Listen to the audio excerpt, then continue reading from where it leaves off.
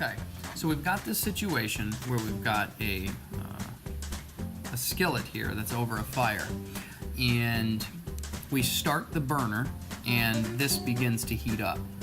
We've got the stopwatch, but we don't start it right away. We start it, we're gonna start it in a minute, but this is heating up and we haven't started the timer yet. Now after, I don't know, a few seconds, we start the timer and we measure the temperature, and the temperature at the base of that skillet is 100 degrees Fahrenheit. Okay, so here's the tricky part. Okay, so at time equals 0, right when we started the stopwatch, the temperature was 100, but we're not going to write 100 here, because over here we're actually only going to log the change in temperature. Okay, so right now, as far as we're concerned, it hasn't changed at all from when we first measured it. So at 0 seconds, we're saying it hasn't changed at all, even though it's 100. And remember, it's probably been heating up prior to when we started as well. So we could have changes in the negatives, but either way. Then 3 seconds later, so the timer is ticking, it's 3 seconds. We check it again, and now it's 136 degrees Fahrenheit. So the net change is 36 degrees. Right, you see how that works? It went up 36 degrees from the last time we checked. Okay? Now, we check it again 1 second later, so now 4 seconds.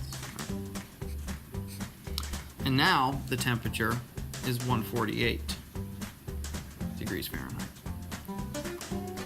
So the total change in temp is 48. Okay? Then we wait a minute, not a minute. We wait another 6 seconds. And now it's at 10 seconds. Okay? And at 10 seconds, we check the temperature again. And it's 220. So how much has it changed? 120. It's changed 120 degrees. Okay. And we'll do it one more time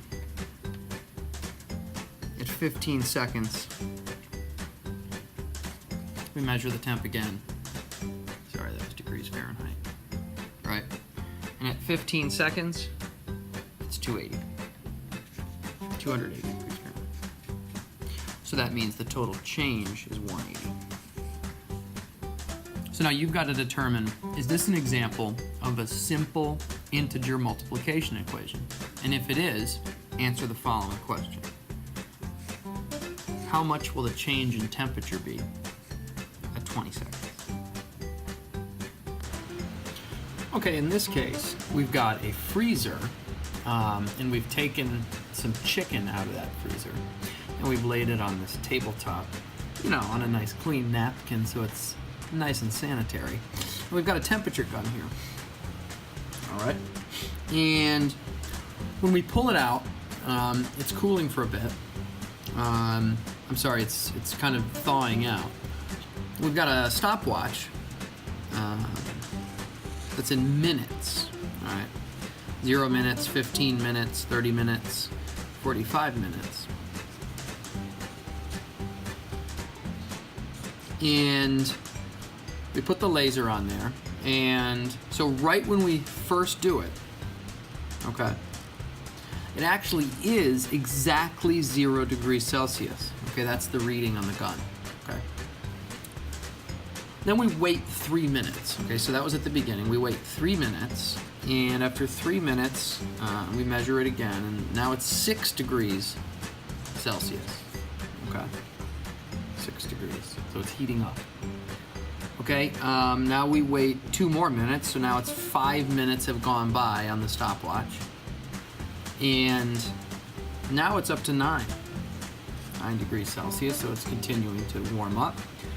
Now we wait 5 more minutes. Now we're at the 10-minute mark on that timer, and now it's up to 13 degrees Celsius.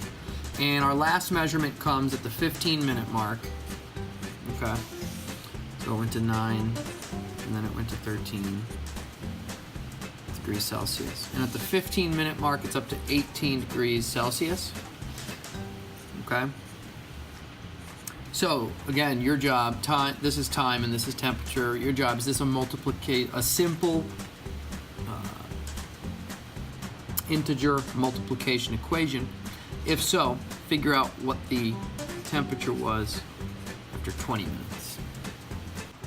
All right, in this situation, we've got a bowl of oatmeal that's been just taken out of the microwave, and it's going to begin to cool.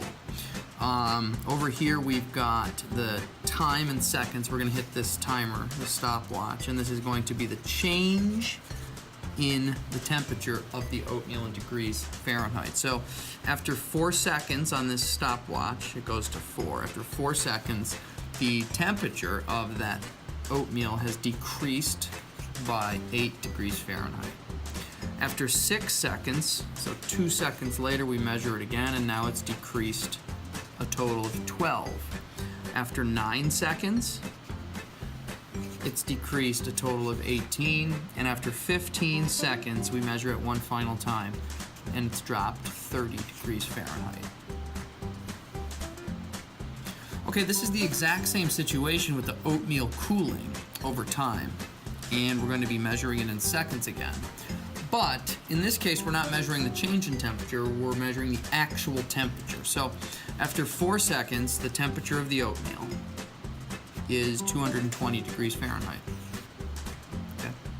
After 6 seconds, okay, so 2 more seconds have passed, it is now 216 degrees Fahrenheit, so it's decreased. After 9 seconds, now 9 seconds have gone by, now it's 210, and after 15 seconds, the temperature is now 198 degrees Fahrenheit.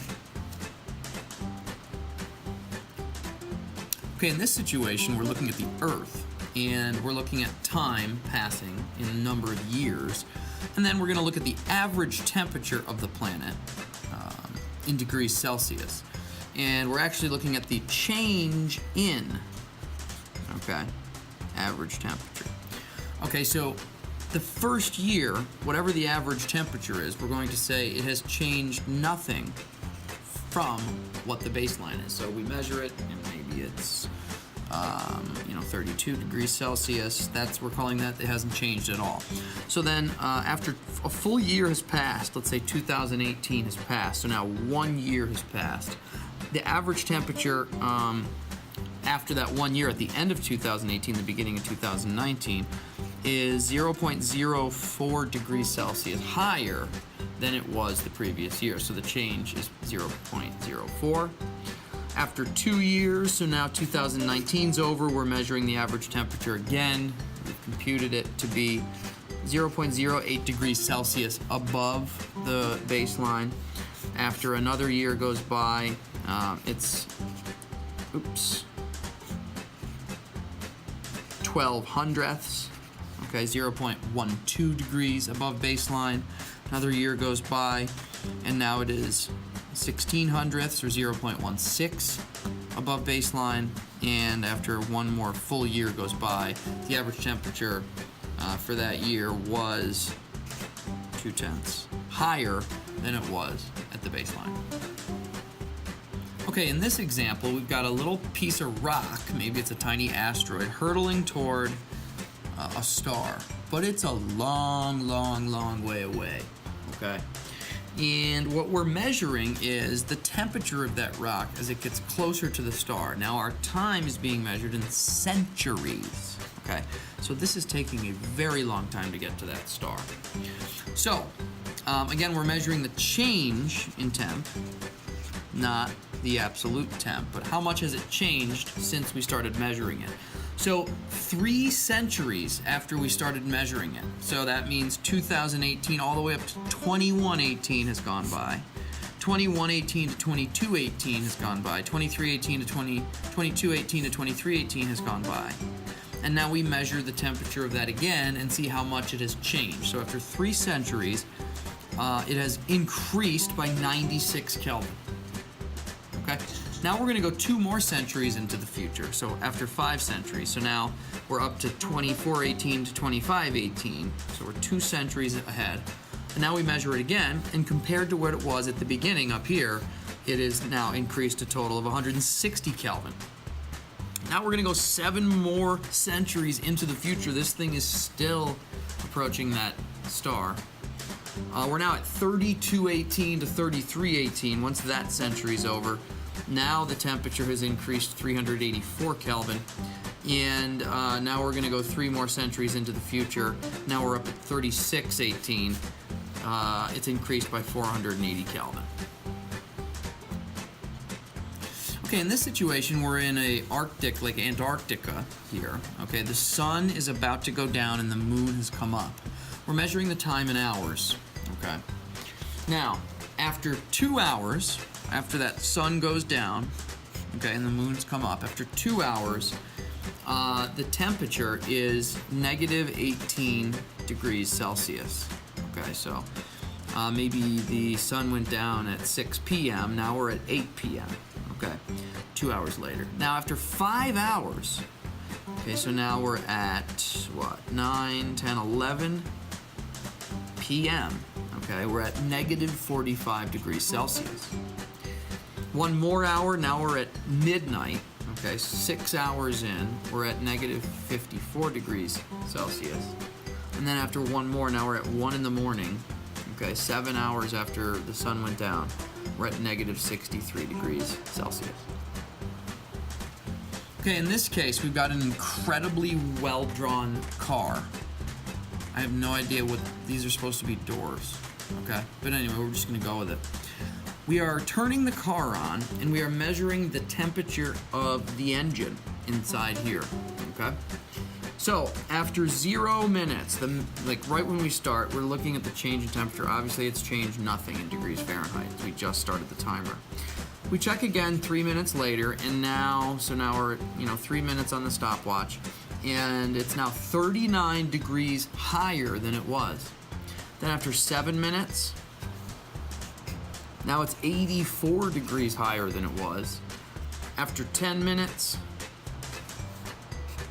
110 degrees higher than it was. And finally, after 15 full minutes, we measure it again, and now it's 150 degrees higher than what it was.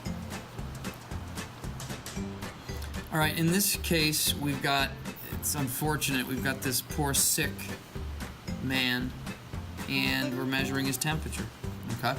So, down here, we're gonna go down here. We gave him some Tylenol a little bit before, like, maybe 5 minutes ago. And so or maybe 10 minutes ago. It's been working a little bit, and now we're gonna start checking his temperature. So we're doing it in minutes again, okay? We're doing it in minutes, and after 0 minutes, obviously, the change in his temperature is nothing. After 1 minute, okay, now it's, the temperature has gone down 1 degree, okay? But now let's go back and see, because we had given him the Tylenol. At -1, 1 minute before we started the stopwatch and measured the first time, we didn't know this, but it was actually 1 degree higher than when we started that stopwatch. 2 minutes before, it was actually 2 degrees higher, and 3 minutes prior to when we started measuring, it was actually 3 degrees higher than when we started. So there you have it.